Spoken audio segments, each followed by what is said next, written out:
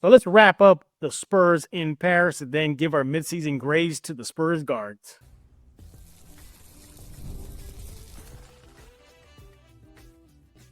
You are Locked On Spurs, your daily San Antonio Spurs podcast, part of the Locked On Podcast Network. Your team every day. Happy Monday, everybody. Welcome back to Locked On Spurs, right here on the Locked On NBA Network. I'm your host, Jeff Garcia, Spurs beat writer for KENS 5 San Antonio. Glad to have y'all back. Hope you had a great weekend. It is Monday. I know the Monday blues, but we'll get you through it right here on Locked On Spurs. Spurs got a few days off before they resume their season in Wednesday. So I figured the best time to start looking at the Spurs at the midway point, and that's what we're going to do today. We're going to be looking at the Spurs guard core at the midseason point, and then also wrap up the Spurs in Paris. They finished the games against Indiana. They go 1-1. How did they look on the court? What about the off-the-court stuff as far as promoting the Spurs and Wemby, all that stuff? We'll wrap all that up and so much more right here on Locked On Spurs, and also hear from Stephon Castle after the Spurs lost to Indiana in Game 2 out in Paris. We'll see what you have to say about that. And as always, we thank you for making Locked On Spurs your first listen every single day. Free and available wherever you get podcasts, iTunes, Spotify, KENS 5 Plus app, YouTube. Pick a platform. We are there. Locked On Spurs newsletter. It's in the description below on YouTube. Click on that link. Subscribe. It is free. Super Bowl 54 is here. That's right. FanDuel. There's no better way to make every play more exciting than with the FanDuel Sports Book. New customers can just bet $5, and if you win, you'll score $200 in bonus bets. Download the app or just go to FanDuel.com to get started. Yeah, so the Spurs wrapped up the games out in Paris. 1-1.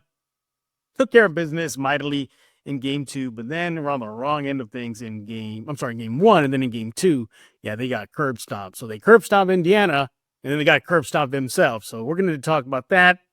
There are some pros and cons. Pros, hey, they didn't go in 2. I guess that's a pro.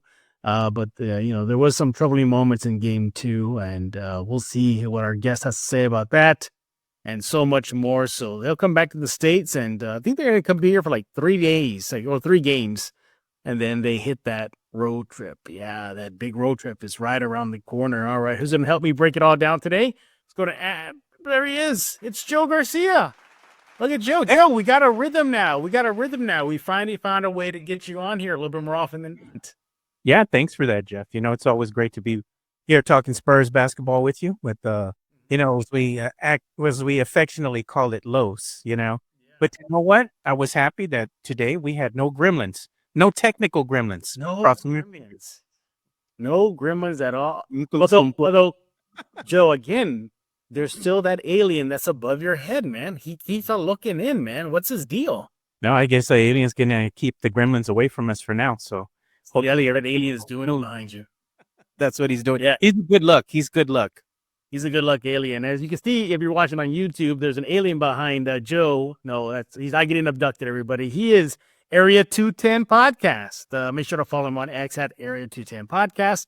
He'll talk about that show, Alamo City Sportscast on YouTube. So many things that's going on with Joe. We'll wrap it all up there. And see, Joe usually wears different hats this time. He's wearing the Spurs cap, a basic Spurs cap today, Joe. Nothing fancy. Got to go with the silver and black, the good old fashioned, Why don't you make a cap like that, but with that alien logo on it? Oh, they're coming. They're coming? Okay. They're coming. Yeah, I got to get me a laser engraver, which I've been shopping for vigilantly. So I'm looking to get that. That way I can go ahead and, get some gear and merch and stuff made. And of course, we'll send you a nice little package there as well for you. I can't wait to that. Yeah, hopefully that alien's cool. He's not going to come after me. Yeah, no. But, we're going to make you one that has the Los logo on it so you can wear that during your show. It's a good idea, Joe. Good idea. All right. Why is Joe here? Well, we're going to start off by wrapping up Spurs in Paris. As mentioned, y'all know they go 1-1. They're back in the States, taking a day off today. And I think they'll resume practice tomorrow and then get ready for the Clippers on Wednesday, but that's for a whole other episode of Locked On Spurs down the road. But Joe, let's wrap up Paris. 1-1. They curb stomped the Pacers in that first game. Just beat the brakes off them. Scored 40+ points in the third quarter in a route to the win. Let's talk about that first. That was a Spurs team completely. That was the most complete Spurs team we saw of late in that Game 1 out in France. They controlled or led pretty much the entire way, 36 minutes of leading the game. So they almost were end to end, wire to wire. But nevertheless, that was a complete game. You obviously got a monster game from Wemby. That was expected, but so many other players stepped up. Vassell scored. Harrison scored 20 or more. Castle pumped in his points and, just contributions. You got a complete game in that game one, didn't we, Joe? Got a complete game. And, the one thing that kind of surprised me, and I hope that it would have continued, was the play of one Victor Wembanyama. He didn't have to go out there and score 42 points or 50 points to will the team to victory. What he did really well in this game is he kind of kept himself under control and he got his teammates involved. You could see that early on. He was beating the double teams, coming out at him, triple teams, different looks. He was finding the open man. He was sharing the ball well. Great passer. I think Wemby doesn't get enough credit for being a great passer in the NBA. And that's one of the things that Spurs fans overlook. But he did a marvelous job in that first game against the Pacers. And he learned that, you know what?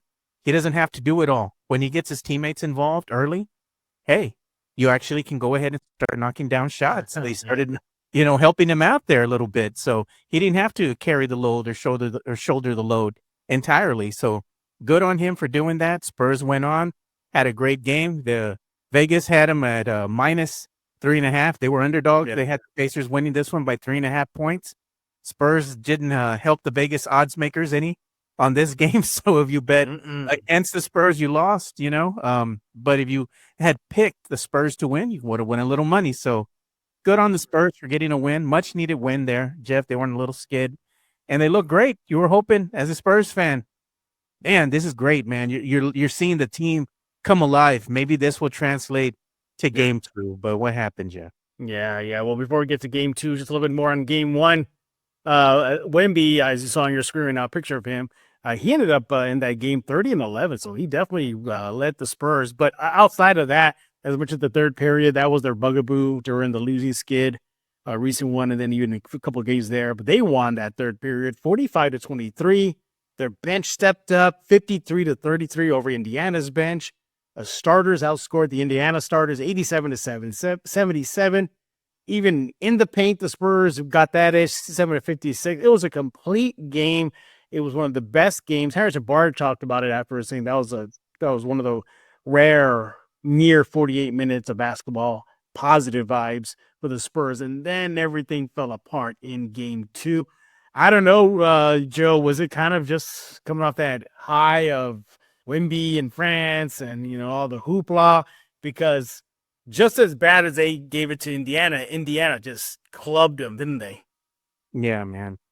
What happened is what is basically what I thought was going to happen this next game.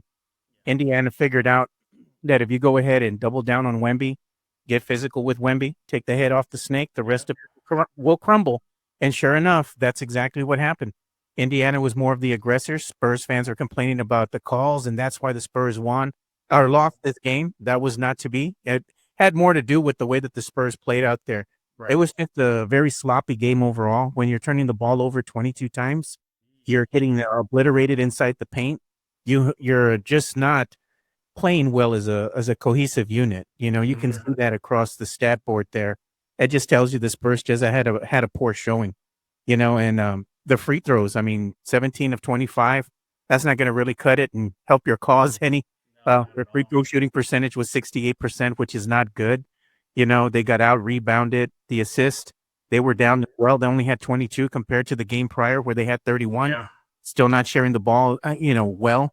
But basically, those turnovers really hurt, man. So, man, just a lot of sloppiness, a lot of sloppy play from everybody. And they just couldn't find ways, to go ahead and be more productive out there. And Indiana showed you why they're one of the better teams in the Eastern Conference, unfortunately, for the Spurs. Yeah, fourth quarter was the quarter that doomed the Spurs, 38-12 in the final frame in game 2 out in France. As just as much as the bench was there for the Spurs in game 1 and game 2, not existent. 19 points off the bench for the Spurs in game 2.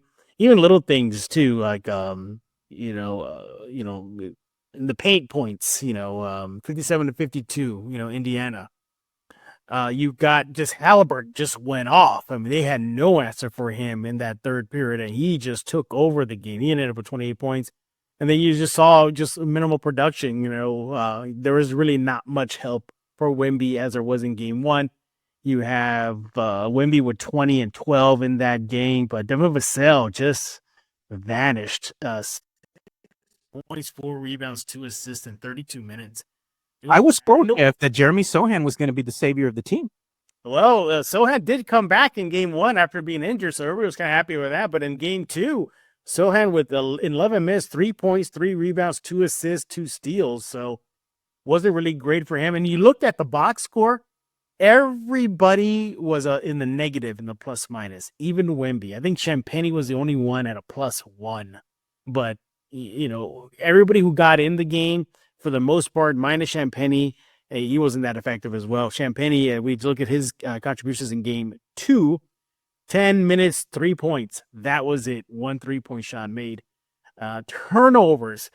It was a problem in game one, but they were able to survive because they had everybody kind of balanced it out from the bench to the supporting cast. But in game two, it was just a disaster. You look at the turnovers for the Spurs. I got it here for you. 22 turnovers to Indiana's 10. So one thing that Paris showed us is it doesn't matter if it's in France or in the United States. Joe, this team is inconsistent. Hold that thought, Joe. When we get back, we're going to continue our wrap-up of the Spurs in Paris, get Joe's final thoughts on game two, and then give out some midseason grades for the guard core of the Spurs. Spurs are at the midseason point, so we'll see how the guards are doing. Again, he is Joe Garcia. Follow him on X at 210 Podcast. But first, let's talk about FanDuel. Super Bowl 59 is here. One game, 2 teams, endless possibilities. And there's no better way to make every play more exciting than with FanDuel Sportsbook. Whether it's predicting the first down, calling the MVP, or even betting on the coin toss, FanDuel makes it easy to get in onto the action. With live betting all game long, you can adjust your bets as the game unfolds and feel the thrill from kickoff to the final whistle. The live betting feature lets you stay involved no matter what happens on the field, and the app is super easy to navigate. Plus, knowing that you can place a $5 bet and potentially win $200 in bonus bets for the Super Bowl, that's icing on the cake. Download the app or head to FanDuel.com to get started. Bet just $5, and if you win, you'll score $200 in bonus bets. That's FanDuel.com. Bet with FanDuel, official partner of Super Bowl 59. What's up, guys? This is KG Tang, voice of Sanami Shinizugawa and Demon Slayer, and you're watching Locked On Spurs with Jeff Garcia. We're back right here on Locked On Spurs with Joe Garcia. I'm still used to saying Two Shots Podcast. That's how far I go back with Joe. The Area 210 Podcast. Make sure to follow my X at Area 210 Podcast. Hey, Joe, is it true that I heard a rumor that when you were in high school, you used to run with a gang that was called the Care Bears? Is that true? Oh, bro. Is that true? I thought you ran with this gang called the Care Bears, and you were so vicious and everything. Not even years. In my hood, I grew up over there off of Five Palms, Pearsall Road, in Indian Creek subdivision. So back in the day, when you were walking to go play ball with your friends or whatnot, and you had a basketball in your hand, and you were wearing a hat of a certain color, the cops would actually stop you and ask you, where are you going, or what are you doing? I mean, it was bad, And I remember when me and my buddy got pulled over one time.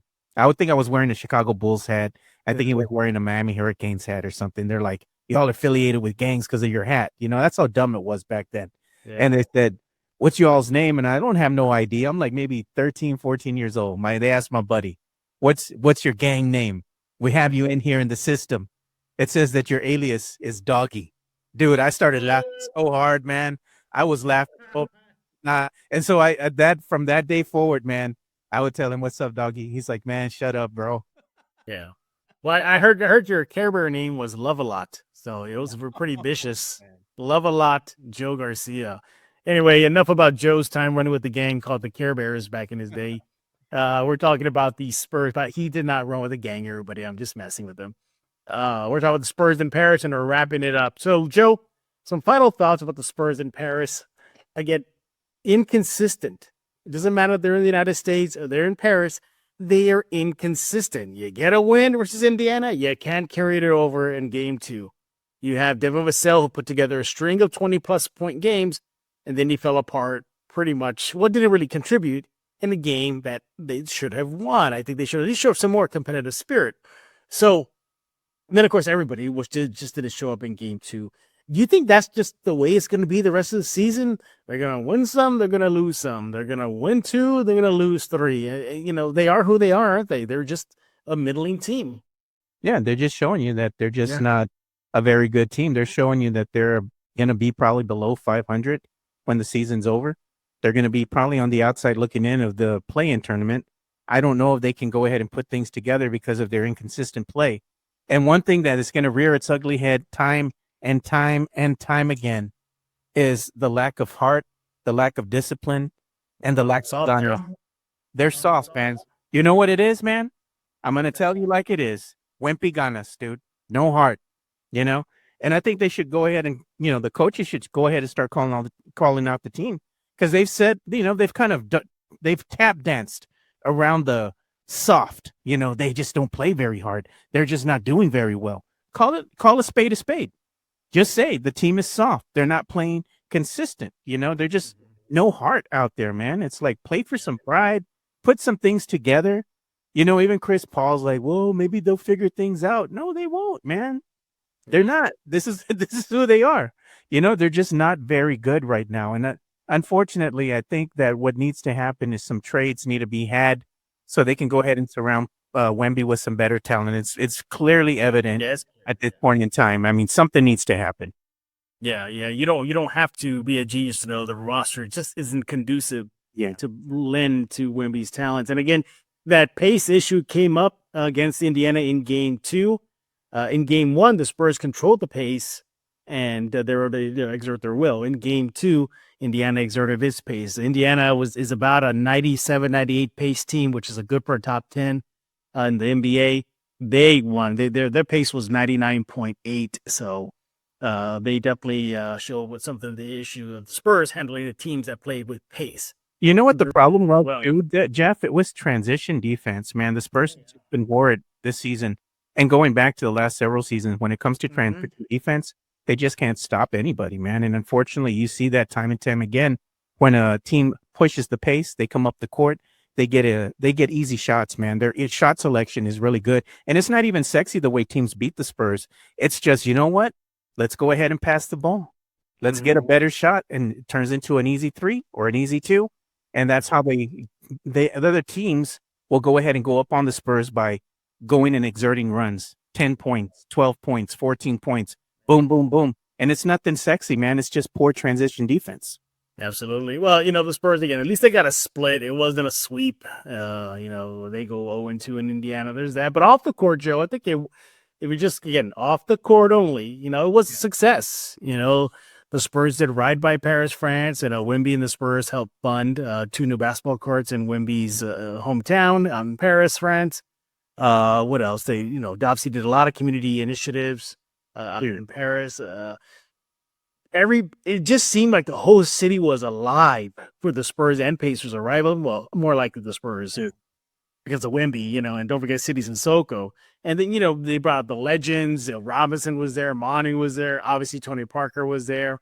Even Jan Mahimi, another former French Spurs player, was recognized during the games.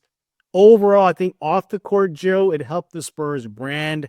You have Wemby there. He's a global figure, so that just lent more to it. So off the court, I think the Spurs did a phenomenal job in Paris. Your thoughts? No, I think they did. It was a great PR work by the Spurs. Of course, they're going to show, what they're going to do for the community, which is what the NBA does a lot of, when they go and visit overseas. They get very involved with the community, do a lot of good things.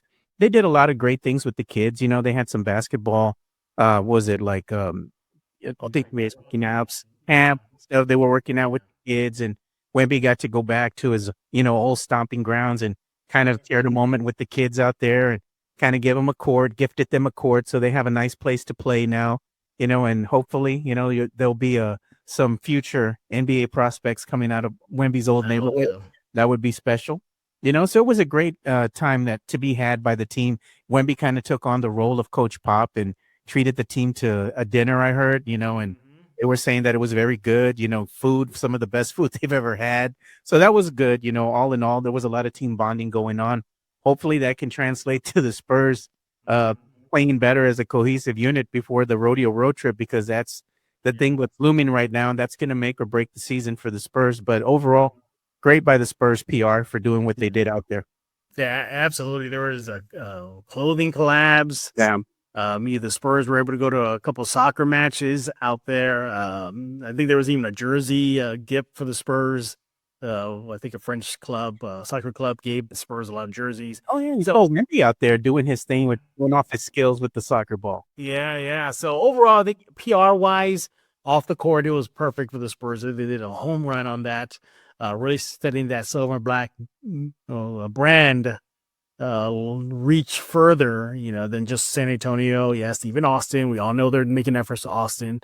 And even South Texas as well. They have the Austin Spurs games in Laredo. They had an Austin Spurs game in Corpus. So they're just really trying to spread that footprint. They're doing a good job in Texas, and they took it to France, and they did a damn good job. I think they really did a good job as far as just promoting the silver and black. But why not the Alamo Dome, Jeff? Why not bring the game back? Hey, you know what? I would advocate for that. If they could do a yearly trip to Austin now and play 2 games, they can fit in 1 regular season home game at the Dome. But overall, as far as the Paris games, Spurs off the court, you did a damn good job promoting the brand and getting active in the community. But as far as on the court, hey, 1-1, they beat the out of the Pacers in game 1, and then the Spurs got curb stomped in game 2. Yeah, just the consistency. They got to carry those wins over and make a string of them, because it'll be nice to see the Spurs get a little win streak versus the losing streak they had recently. How many win streaks do you think they got in them? They can only win like maybe 2-3 games in a row, and then the wheels. No, yeah, I got to look at the calendar, because it doesn't get easy. They got the Clippers coming up next. Kawhi's back. They got the Bucks, then they got the rodeo road trip, so it might be a little something. We're going to have to save my hot take, Jeff, for one of these upcoming episodes. And I know what it is, everybody. I'm not going to not say it on here, because this was – I dare him to put it on X, though. On X, man, you will get some. Oh, yeah, I probably will. Oh, you'll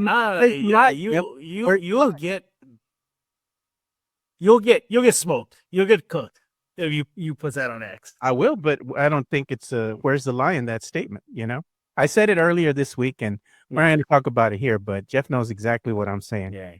See, that's why you ran with the Care Bears, because that's how tough you are. You can take all that heat that you would get if you were to post on X your hot take. He is Joe Garcia. You see it on your screen, everybody. Area 210 Podcast. Make sure to follow him there on X and check out his show, Area 210 Podcast. Almost City Sportscast with Mike Jimenez and Joe Garcia. He'll talk about that in just a few minutes. All right, it's time to look at the Spurs, the midseason, and look at the guards. We're going to put all the guards into focus, from CP3 to Trey Jones to Blake Wesley to Castle and I guess Malachi, Well, we'll look at all those guys in just a few seconds. Hey, this is Chris Sabat, and you're listening to Locked On Spurs with Jeff Garcia. We're back right here on Locked On Spurs with Joe Garcia of Area 210 Podcast. Follow him on X at Area 210 Podcast. Do that right now. Joe, it is the mid-season point of the Spurs season. We're hovering around it already. Let's go and give out some midseason grades. And we're going to start off with the guard core. So that includes CP3, Trey Jones, Blake Wesley, Steph Castle, and I guess Malachi, right? Or is he a swing guy? He's a swing guy, right? Yeah. Whatever, we'll throw him in the pile too, just to get him off the list. Shooting guard, a point guard. I mean, hey. Okay, fine, whatever. We'll just say guards in general, and then we'll throw Malachi in there. All right, let's get off the easy ones first. Malachi and Blake really haven't got a lot of burn. I think that's just a minutes thing, rotation thing. They're Blake and Malachi. They're not going to leapfrog Chris Paul. They're not going to leapfrog Steph Castle. They're not going to leapfrog Trey Jones in rotation minutes. So they're a victim of that. Blake Wesley started the season pretty strong. There was a lot of flash. You saw a lot of improvement, but his minutes have just gone down significantly. You look at some of the numbers in a bit. And Malachi, I forgot he plays for the Spurs sometimes. Like, oh yeah, there's Malachi. What do you think about Blake and Malachi? You think it's just they're just a victim of minutes rotation right now? Yeah, man, just put them on a milk carton, dude. At this point, MIA, missing in action. They're just getting the lowest of the lowest minutes out there when it comes to garbage time. Just put them out there for a couple minutes here and there. I mean, what do they expect them to do with being out there just 3 minutes, 4 minutes of play? Yeah, really doing much. So I feel for them, man. They really haven't been able to showcase the growth in either player. We've seen little flashes, like you said, but you haven't seen a large sample size. So who knows what's happening right now? Maybe they're just kind of sitting them because they might be used as trade bait, Yeah, that's what I'm thinking. Trade deadline is around the corner, so they could be fodder for that. Look at that, Blake Wesley here. October, it was 9 minutes per game. Then he went up to 13 in November. December started declining, 9.9, and in January, through 6 games played, 3.1 minutes. So he's definitely been suffering from lack of minutes and just rotation. All right, look at Malachi Branham. You see him on your screen right now. Let's see here now. In October, 14, nearly 15 minutes a game, Joe. Then it started declining fast. 12 minutes per game in November, 8 minutes per game in December, and 6 games in January, 3.4 minutes. Numbers across the board have gone down. It's just not good. Not good for these two guys. So right now, as far as the midseason grade for these two players, I got to be kind because I know it's a victim of rotation and minutes. And I'm just going to say I'm going to stay in the middle. I'm just going to say a C minus. Just say a C minus for now.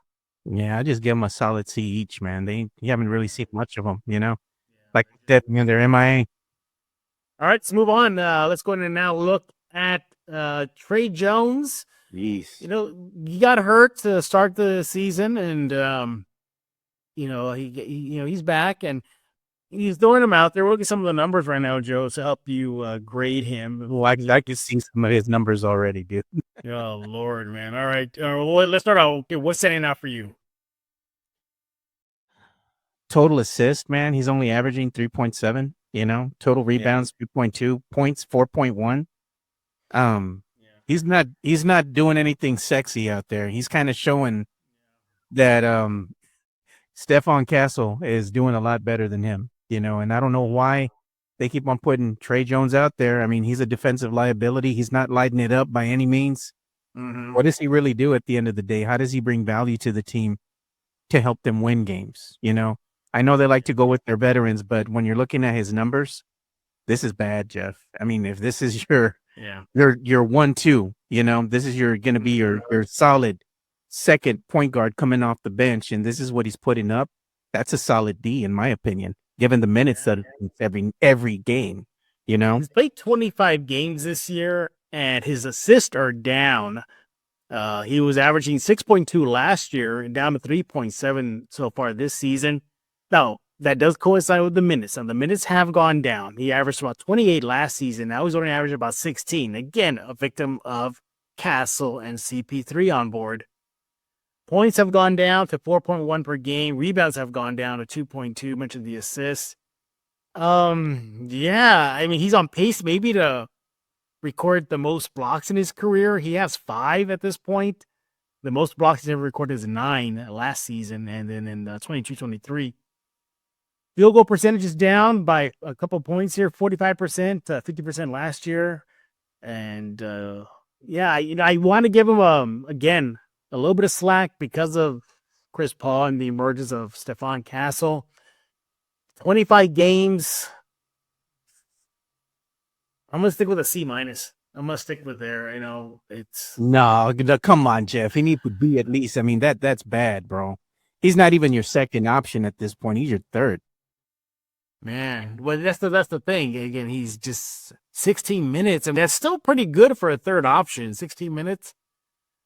So they're definitely relying. I'm gonna stick with that C minus, man. I mean, I think I could say, it's a shaky C minus, but yeah, it's just tough, man. Yeah, defensively, I mean, he tries, but it's not good for him there. How many years does he have left on his contract? It's a good question. I don't have it offhand, but I'll bring it up real fast. Why do you bring that up, though? No, because I probably in the next season or two, his name's going to be gone. I mean, come on, man. Why are they going to keep this brother around? I'm just saying the production isn't there. You're having the advent of one Stephon Castle. It's going to show you one thing, that he is going to be expendable at some point in time. So Yeah, well, that time might come this offseason. He's an unrestricted free agent in 2025. So his name's going to be gone. Put on the back of the jersey. You want to save bet, Spurs fans? When you go to the Spurs fan shop and you want to put a name on the back of the jersey, that's going to be good for at least a couple seasons. Just put gone. All right, let's move on. And then we'll lump together CP3 and Steph Castle. Sort of a CP3. I mean, what? I really don't have. I mean, not the nitpick if I'm going to be giving him a bad look, but this guy, this veteran, this Hall of Fame bound point guard has been exactly what this Spurs team needed. From the leadership on the court. He says he didn't come to coach the Spurs. He just wanted to hoop, in his words. But man, is he showing that leadership. He's one of the more clutch players for the Spurs. We've seen him make clutch plays late in games. Usually gives you a double-double at minimum with points and assists. Just steady, and he's not afraid to call out the team, as we've seen in media sessions. He never said the word soft, but he said this team needs more grit. You know what that's code for. So I'm glad he could do that. I'm glad he's communication on the court with the young guys. I'm glad he's helping out Wemby develop. Castle more on that later. But overall, Joe, I got to give him a solid A. Your thoughts? No, I go ahead and I'd have to agree with you on this one. I have to give him a solid A. I was told by my counterpart, Michael Jimenez, that Chris Paul, that signified that they were punting this season. That has not been the case. Chris Paul has been a really good, solid addition to this, starting lineup. He's done everything that you can expect. He's good at free throw line. He has a good, effective field goal shooting percentage. Isn't that what Michael Jimenez likes to look at? He's at 56%. Hey. Oh, not said that Jimenez. Not bad, Not bad at all. 3-point shooting for percentage is 36.4. Okay. But his assists are 8.2, so he's averaging 9.5 points per game. He's just been a solid addition out there, helping this young core kind of beat and kill, and win some of these games that they've been in heated battles with, when it gets into crunch time and they're down or up by a couple points. He's been the staple that's helped them win. And even he's been instrumental in some of the comebacks they've had this season when they've come back, from double-digit deficits, to come and win the game. So, I mean, he's a great addition to this Spurs squad. Absolutely. He has 57 steals so far this season. Jeez. That's awesome. 57 steals. He has 10 blocks already. Last season with Golden State, he recorded 6. And then you have to go back to 22-23 season where he had 22 blocks. So he's on pace to at least get 20 by the end of the season. So not bad at all. Again, A for me. A. I think he's been really, really good for the Spurs this season. You get that free throw percentage, 93%. He's a money when it comes to the free throws.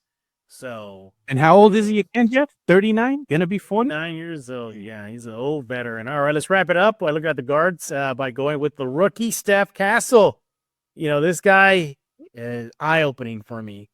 From when he spoke to me earlier in the season and he told me, hey, the game's already slowing down for me. And this was like right after preseason. I'm like, what?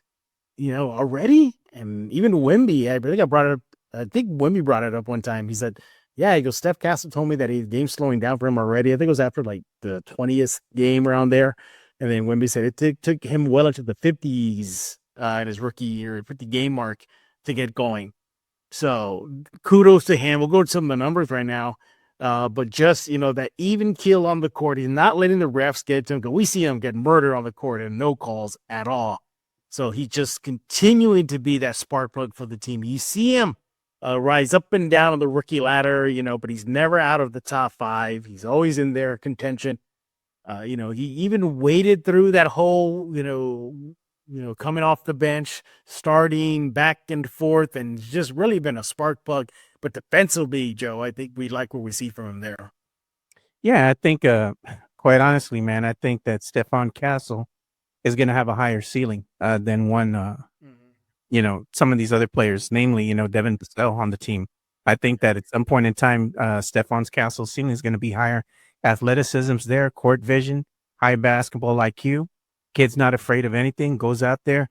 The baller, man. I like this kid a lot. He went out there and passed expectation. I think the Spurs have found future to pair alongside Wemby once, Chris Paul decides to go ahead and hang it up and move on at some point here. I think the Spurs are going to be in good hands with Stephon Castle. I think the kid's learning a lot right now, and he's learning under Chris Paul right now and having a good mentor in him. And also, learning stuff from Trey Jones as well. So, I mean, the kid, he couldn't learn from a better player in one Chris Paul, So I like a lot of things that I've seen out of Stephon Castle right now. I got to give the kid a solid A, man, because he's exceeded expectations from, I think, any of Spurs fans. I didn't think they believed the kid would be this ready this soon. Yeah, he's an impactful player. He's a great two-way guard. You like what you see out of him. Now we got some of the numbers here. Last month in December, averaged 10.3 points per game. In January, he's averaging 13.9. Technically, that is a career high for him. He averaged 13.6 points per game in November, but he upped to 13.9. Hey, we'll take it. You're looking at other aspects of his game. Turnovers have always been pretty minimal. Right now, he's only averaging about 2 a game, so that's pretty good for him.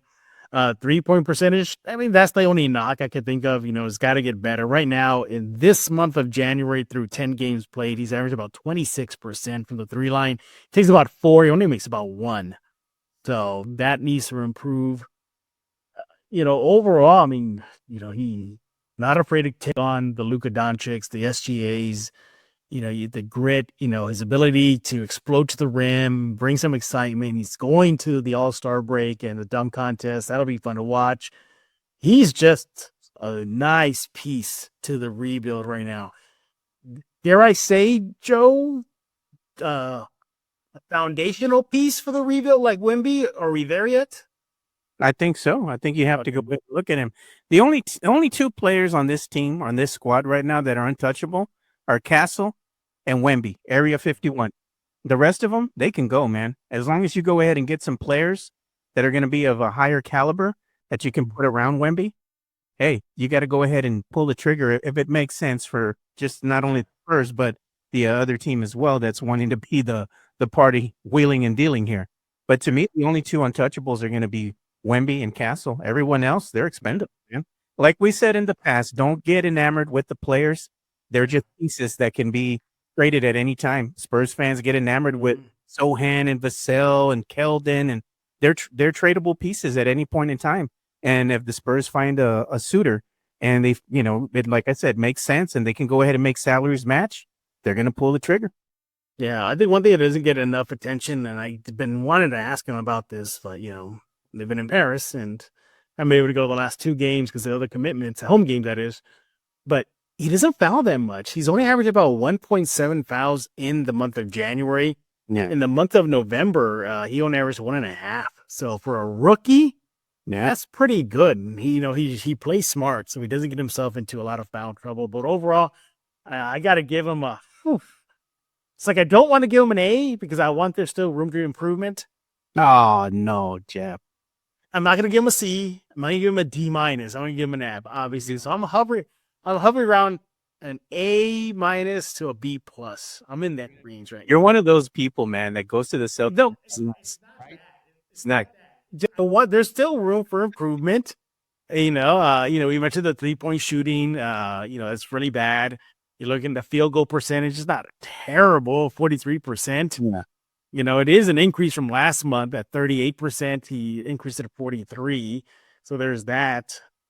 Man, I'm going to go with an A, just an A. Not an A+, an A+. I'm a solid A. Go with an Something.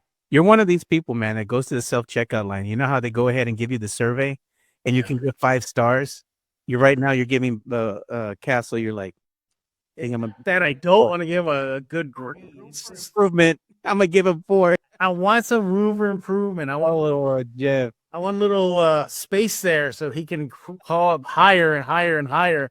But yeah, overall, Castle's just been one of the bright spots for this Spurs team. The 5 this stars, season. 4.5. You can give him 4.5. I gave him about a 4.5. That's pretty much what I'm giving him. It's not terrible.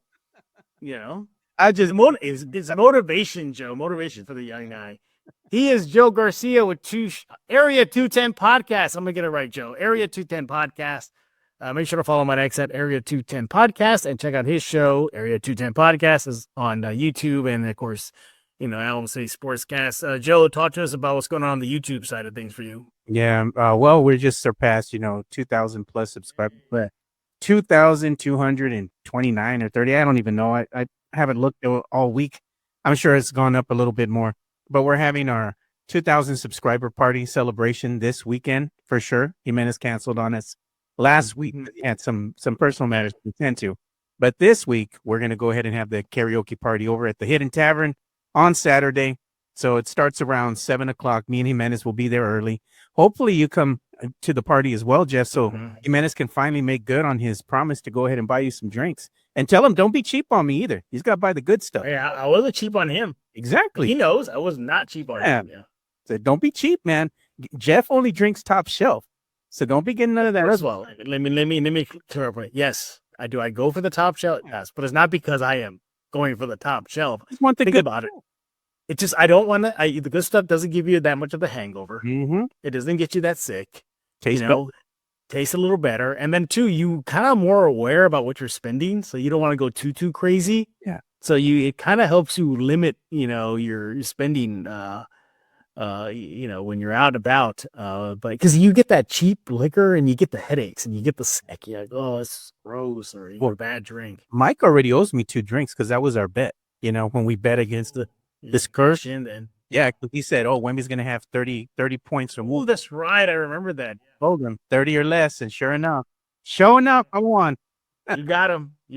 Nope. Make sure to follow Joe on X again at Area 210 Podcast. Man, it's like second nature when we call you the old. What are you gonna sing though, Jeff? You go to the karaoke party. Well, that's what's holding me back. I know cell phones will be out and everything. You don't want to be recorded. I don't You don't want have to be to recorded. go up there. I know Mike's giving you a hard time, but you don't have to go up there, dude. I would like to have a no cell phone policy. You know what? We'll get you a mask. You can put it on, Oh, like the Masked Singer. They can't say it's you. Yeah, you can put on the mask, like they won't know it's you.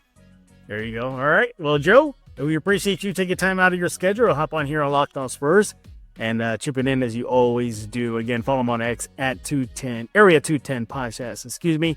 And just look for the little alien. You can't miss him. The alien's always surrounding Joe there. And we thank you all for making Locked On Spurs your first listen every single day for all things silver and black. We'll be back tomorrow as the Spurs season continues, all things silver and black. Don't forget to subscribe to the Locked On Spurs newsletter. It's in the description below on the YouTube side of things. A big old link there. Just click on that. It's completely free. And subscribe, iTunes, Spotify, KenSpy, Plus app, YouTube. The list goes on and on. So for Joe Garcia, I am Jeff Garcia. We're going to put a lock in this episode of Locked On Spurs.